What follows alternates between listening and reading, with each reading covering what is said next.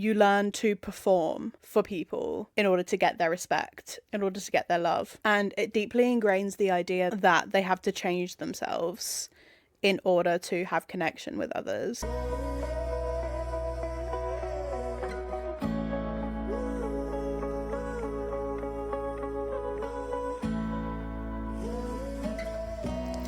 Hi, welcome back to your regularly scheduled self-reflection. I'm Tash, and this is Things We Say in Therapy, a place to come to feel seen and heard and to learn new things. You'll hear a blend of psychological insight as well as my personal stories. We'll be exploring the more unspoken sides of mental health. So if this information speaks to your experience, that's amazing. I'm so happy you're here. If not, I hope that it's information you can use for growth in the future. Everyone's story is different, and that's perfectly fine. So thank you so much for tuning in to episode 4. Oh, got bloody hair in my eye. Thank you so much for tuning in. Today we're going to be talking about how a fear of disapproval can become toxic. So essentially, how a fear of disapproval or a fear of being disliked can be destructive for yourself and for people around you. So stick around if you want to endeavour in some self-reflection. This could also be helpful if you have someone in your life who struggles with people pleasing and things like that. A fear of disapproval is not necessarily a bad thing. However, the behaviours that you exhibit when you are fearing being disliked by people can become quite toxic. It's all love here, no hate. I'm just hoping that whatever you're feeling right now, whatever circumstances you're in, you can get something helpful from this episode. So a fear of being disliked and a fear of disapproval generally sparks from childhood experiences. If you were neglected as a child, or if you were only celebrated under certain circumstances. As an adult, it can present as you thinking that you have to warp yourself to be accepted by other people. It causes warped perceptions of yourself, warped core beliefs about who you are, and other cognitive distortions as well. Highly sensitive personalities and people who have perfectionist tendencies could be more susceptible to these behaviours because it emphasises that desire, that innate desire to need to be perceived as good or likeable. So obviously everyone wants to be liked, right? Because as a human being, we crave connection and we crave community. A fear of being disliked in this sense that I'm talking about today is more to do with needing to be liked by everybody, needing everybody to perceive you as good. And if someone has a bad perception of you, then that can be really damning to your core beliefs about yourself. And people who experience this, when they do get disapproved of, when they do have experiences where people have seen the side of them that they don't portray to the world, then it's panic mode. It's then time for them to go out of their way to try and get that person to change their mind about them. And it prevents that person from being authentic and from finding out who they really are, because all they're doing constantly is trying to mold themselves around what they think other people want them to be. And as I was saying before, you can see that connection between being a child and trying to get your parents' approval to then being an adult and trying to get everyone's approval, because you think you need to get that approval in order to be accepted and liked into a community or a relationship or a friendship. Yeah, so sacrificing authenticity and true connection with people in order to try and be liked by everybody can be really destructive.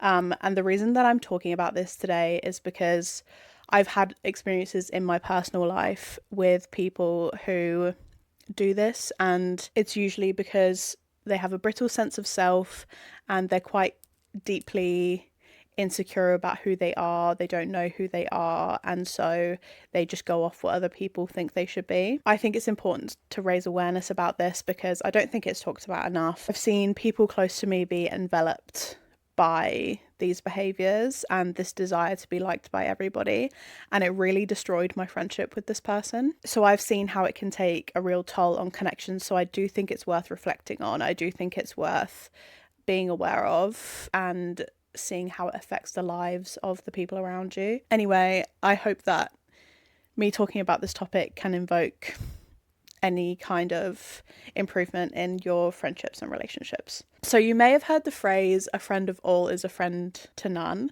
I am a true believer in that. I do think that if you're constantly trying to please everyone, you never have a true connection, because you can't have that loyalty and that sort of devotion that's required to have a true connection with somebody you're close with. For example, I've seen it being talked about a lot in terms of someone who is good friends with somebody and a third party is nasty to one of them, and then the other person who has this fear of disapproval, this desire to be liked by everybody, doesn't back up their friend and instead plays both sides, or, you know, refuses to have loyalty despite there being a clear moral side to the argument. They just can't, there's no backbone, there's no opinions, you know? But what everyone needs to accept is that you're never going to be liked by everybody. And there's not any kind of scenario where you're going to be liked by everybody.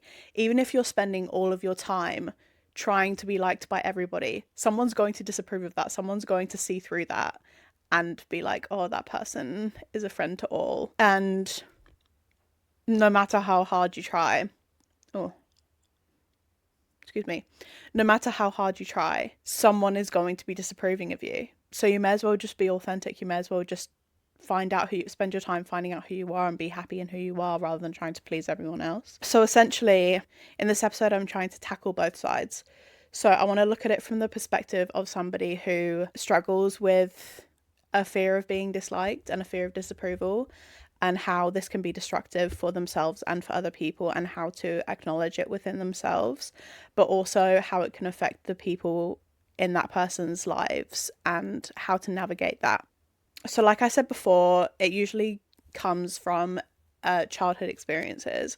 Because of this, people who experience this deep fear of being disliked, they're not bad people. At one point, this was a perfect solution to survival when you were under the power of your parents, when you had to get their approval in order to survive and have the best possible life you could. Then you had to try and get their approval. You had to be the mold of what they desire you to be. And so you can see how this doesn't make them a bad person, but that doesn't necessarily mean that it's a good thing. Those two things can be true at once. It's not that they're a bad person, but there does need to be some accountability, some self-reflection there. Do you like my Winnie the Pooh mug? Yum coffee. So the first one of the childhood experiences that I've got here is if you had a parent that was very critical and you experienced a lot of rejection from them and a lot of emotional neglect. Obviously, in every parent-child relationship, the parent is responsible for initiating a relationship with the child, because the child needs to learn, you know, how to have a connection with people, and they're their caregiver. The parent is always responsible. And if the child never learns how to have secure attachment, have proper relationships with people, that is on the parent. So obviously when a child feels rejected, when they don't get their emotional needs met or their basic human needs met, then they're going to end up striving biologically. You try to drag that out of your parent. You're trying extra hard to get that approval by being extra nice, stepping on eggshells, and that's how the people pleaser is born. So this is something that can contribute easily to someone who fears being disliked. Another childhood experience that could contribute to this is conditional love. If your parents' approval was based on whether you did well in school, whether you don't cry that day and bother them, whether you needed something like extra, like if you had to go to the doctor and that really pissed them off, like if you were a be seen and not heard kind of child, and that's the only thing that pleased them, that's what you learn to be as an adult. That's what makes you try and please everybody around you, because you think that you have to be a certain way in order to be liked, in order to be accepted. You learn to perform for people in order to get their respect, in order to get their love. And it deeply ingrains the idea that just being themselves and having needs and needing connection is not worthy of being shared with other people, that they have to change themselves in order to have connection with others, because they believe that if they do show themselves, if they do have needs, if they do portray themselves as themselves, then they'll be rejected just like they were by their parents or deeply criticized. And you're so scared of being criticized for who you truly are, because then your subconscious beliefs that you're not worthy, you're not good enough, they'll then be true. It's then confirmed. Another childhood experience is bullying or social exclusion. I am a victim of bullying, unfortunately, and it was in my peak developing years. It was my early teens, and I was just figuring out who I was. I used to be, when I was a kid, such a outgoing, loud person who was just weird and themselves. And unfortunately, the school that I went to as a teen the environment was extremely toxic and bullying was very normalized, unfortunately. And so I was molded into what I thought other people wanted me to be, because I wanted that connection that I'd had before at my middle school. I wanted to have friends and to be able to go out and do things. And the only way that I could do that was to mold myself into what I thought other people wanted me to be. And that bred so much anxiety. I still experience it now as a 26-year-old. It took me until like 2021 to realize that I actually had severe anxiety problems and to get some help for it. I have only just now, 4 years later from starting my anxiety medication, I'm only now dropping dose. I need to do an episode on the normalization of medication for mental health because it is very important. Anyway, I experienced bullying and I know how it feels, and I know how it can shape your perception of the world and other people and your social interactions. And I still struggle with my appearance and thinking that that is somehow tied to my self-worth. It puts you in survival mode. It really does. And once we get to our adult years, it isn't our fault that we experience those things. It isn't our fault that we had to be in survival mode in order to get through.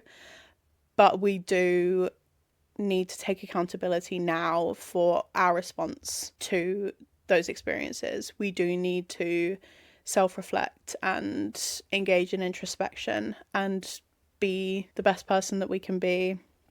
Heal and learn and listen to others and aspire for true connection, because it's really worth it, trust me. So back to the experience of bullying more generally, it can breed insecurities about specific things, but having specific insecurities, if you're really deeply ashamed of something that you are, then this can snowball into having a general sense of shame and low self-worth if it's left unchecked, which often it is if you're being bullied in your teen years. We're not emotionally sound or developed enough to search for a solution to our mental health problems because we just kind of survive, don't we?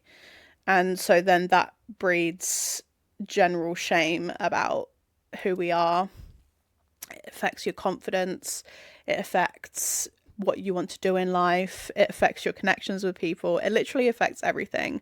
And that deep shame and low self-worth just then translates into appeasing others, people pleasing, trying to get approval from other people, because if you've got that external validation, right, then your personal opinion of yourself doesn't matter as much because you've got other people thinking that you're so great. But at the end of the day, that doesn't really matter much if your opinion of yourself is so low. It is worth losing that approval from other people if you love yourself. And I will stand on that till the day I die. But this hypervigilance of your flaws that you can get from bullying and social exclusion, it is totally normal to have this psychological response. Don't be ashamed of being ashamed. It is so common. Speak about it, speak with your friends about it, speak with your parents about it, speak with your partners about it. Let's unshame shame. We need to embrace it. You need to feel it to heal it. You need to talk about it in order to realize that this massive shadow, this massive cloud it's caused above your head, that it's growing inside you like a little fungus. Once you embrace it, once you talk about it, once you make it real, it can be really difficult to accept at first, but it is so worth it. It is so worth it once you realize, like, oh shit, I am a bit fucked up, and you start doing something about it. Okay, so let's talk about some common cognitive distortions that come with the fear of being disliked. So the first one I have, which is probably the most common, is negative self-talk. Probably everybody has this, unless you're like narcissist. So it can be so subconscious and so normalized in your brain. You know, when you kind of think something in your mind and then you think it so often that it kind of becomes a fact. If you think that you have an ugly nose and you think about it so often because you're hyperfixated on that flaw in quotation marks, by the way, if you're not watching the video, it then becomes a fact that your nose is ugly, and you kind of do whatever you can to change it, cover it up, whatever. It then just becomes a subconscious belief, and we really need to become aware of these things. This is how we stop the negative self-talk. You have to catch it. As soon as you start thinking something poorly of yourself, you catch it and actively change your thoughts. Then it becomes habitual for you to be like, oh, okay, that wasn't very nice. Why am I not being very nice to myself? And then you change it. It doesn't even have to be changed to something positive. It can just be neutrality. Like, this is the nose I have and I accept that. Because it's who I am, and who I am is great. It doesn't have to be like, oh my god, my nose is so perfect and amazing, and I don't know why I'm using my... It's because I used to be insecure about my nose. That's why I'm using that. Anyway, moving away from the nose talk. So if you're constantly talking negatively to yourself or about yourself, you're making yourself experience the rejection that you experienced as a child, whether that be from your parents, whether that be from bullying, whatever. You are rejecting yourself by talking negatively to yourself or about yourself. You are convincing yourself that you are fundamentally flawed and that there is something wrong with you. There isn't. There is not anything wrong with you. You are this way for a reason, because of the way you've been treated, because of the things you've experienced. You are this way for a reason. It is not your fault that you are this way, but you are now responsible for the fallout of that. But the rejection that you feel when you talk negatively to yourself or about yourself, this is enhancing that avoidance of rejection.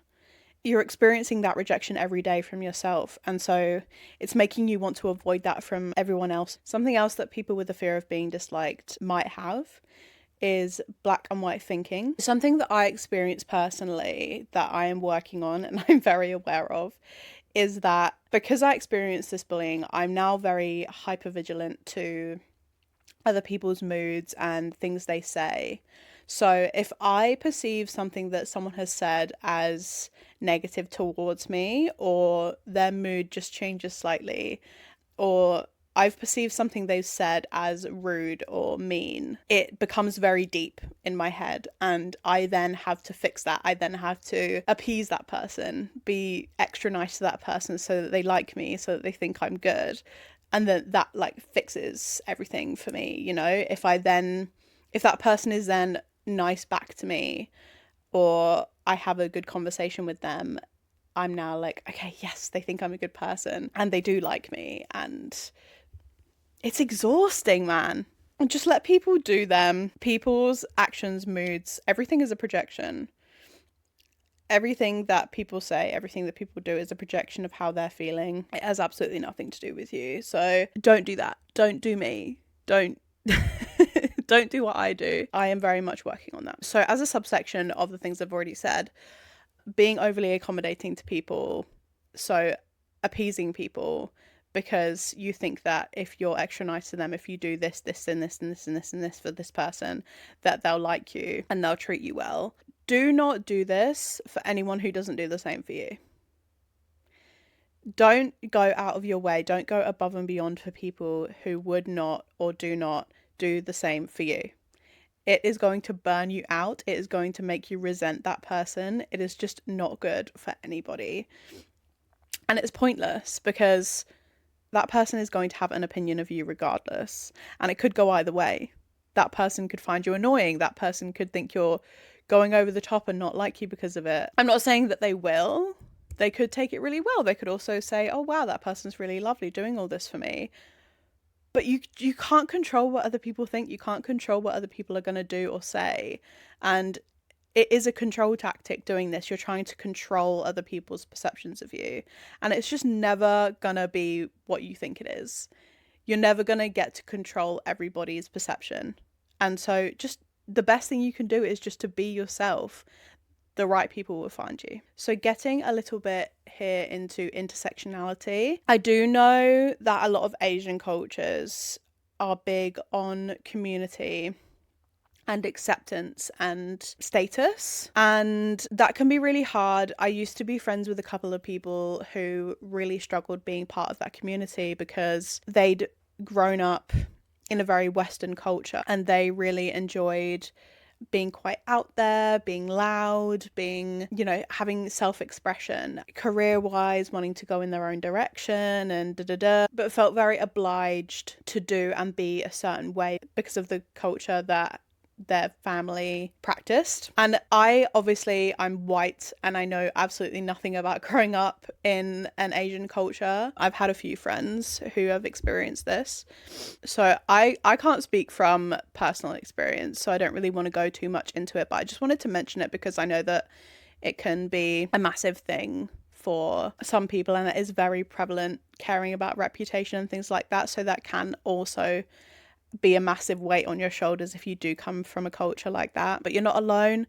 Please speak about how you're feeling. If your family or your people close in your life don't want to hear it, then speak to a doctor, speak to a mental health professional. There's lines you can call. I'll link below hotlines you can call and things like that if you're struggling to find somebody that you can talk to.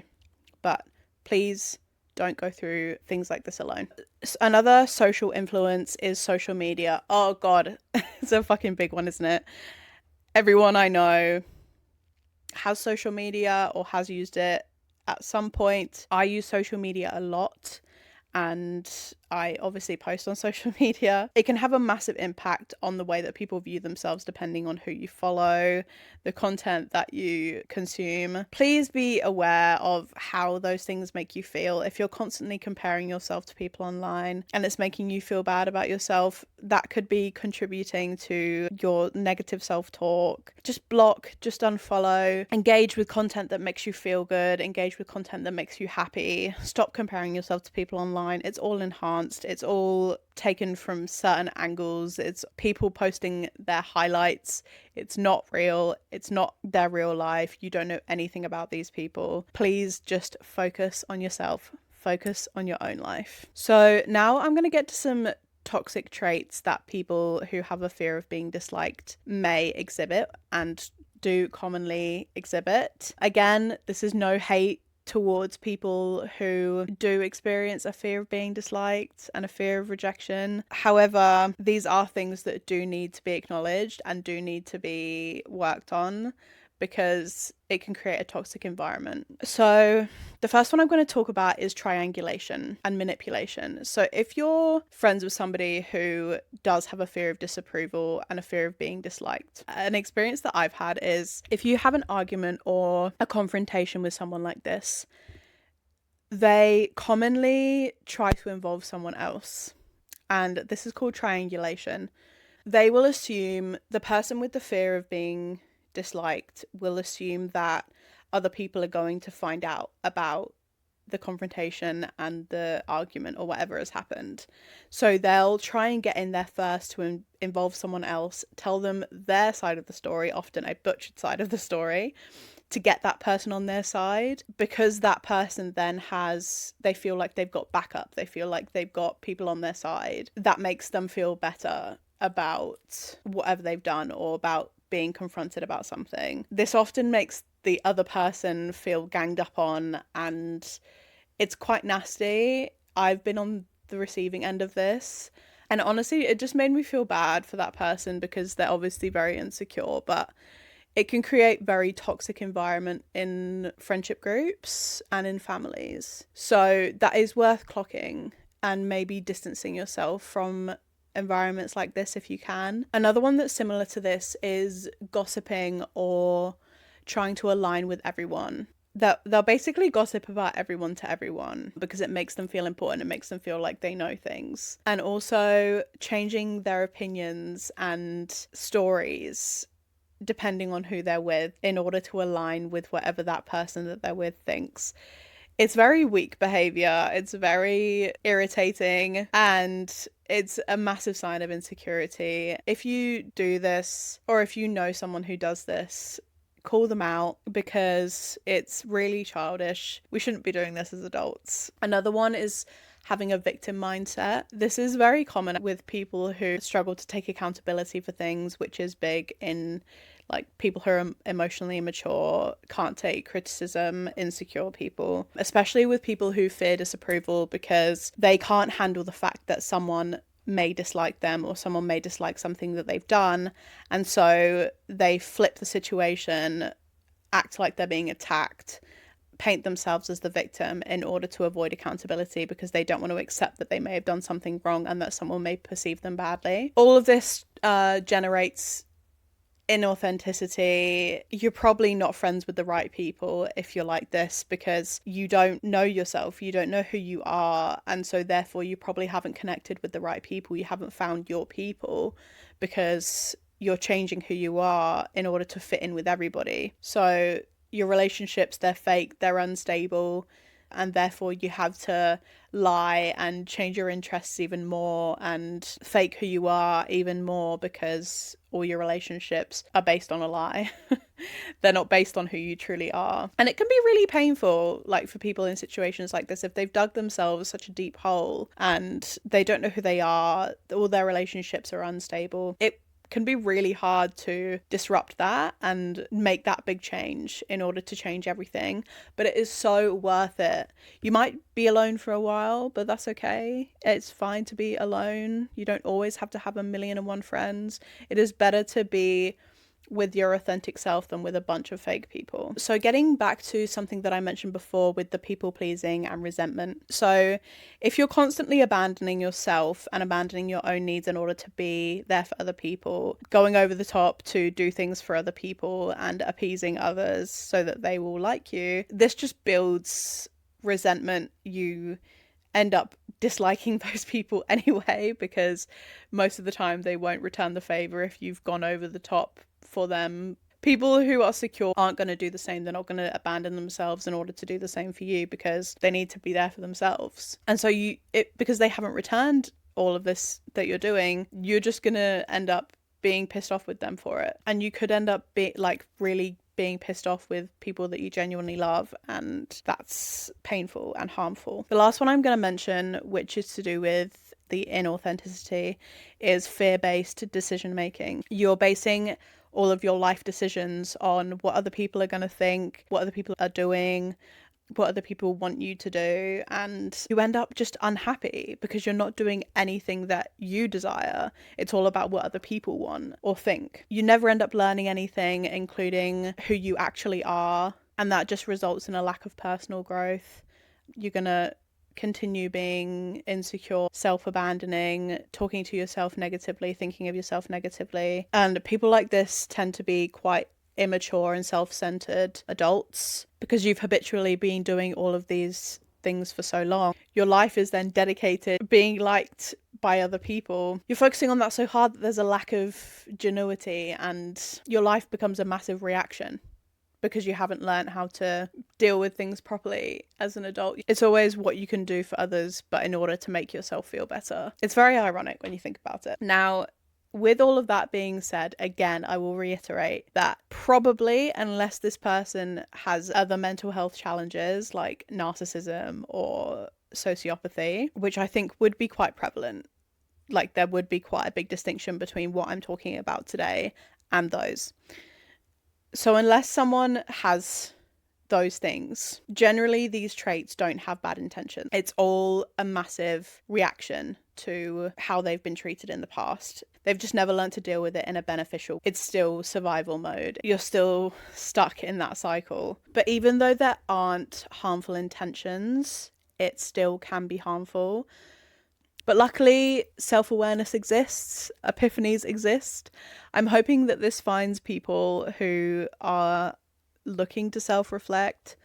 I know how difficult it is. I've been through it after a lifetime of survival behavior and people pleasing and appeasing and fear of being perceived, fear of disapproval. Been through it all, mate. It is tough. But here are some techniques. I've kind of touched on all of them throughout the episode, but I'll go through them a little bit more directly. Techniques on how to cope with disapproval, how to acknowledge these behaviors within yourself, tips for some like journaling and introspection. So the first thing would be becoming self-aware, for sure. This is the first step, acknowledging those behaviors in yourselves, sort of noticing when you're trying to change yourself in order to impress or appease other people, if you're suppressing certain things or dumbing down certain characteristics that you think other people will disapprove of, or you're scared of them rejecting or abandoning you because of it. You don't have to sort of go straight from the appeasing behavior to being outright, who you are, because obviously at this point, with the self-acknowledgement, you haven't done the work to figure out who you are. So the first step, I think, would be just noticing when you're doing it. Notice if someone were to call you out on a behavior, or someone mentions something to you that bothers them about you, or something that may not be the most positive comment. Notice the fear or the pit, that comes up in your stomach, worrying that they've seen you in a certain way or in a certain light. Just notice that feeling. If you have a loved one who exhibits these behaviors, it might be worth bringing it up to them gradually and gently. Just be aware that people like this tend to dismiss, deflect, have a victim mentality, and won't necessarily take it on, at least straight away, because it's scary. It's a scary thing to deal with. But whether you're someone who is exhibiting these behaviors or whether you're trying to bring this up with a loved one, it's important to practice self-compassion. Always talking to yourself nicely is the least you can do for yourself, mate. It is one of the hardest things to learn. Fuck knows why we've always been taught to put ourselves down, but there we go.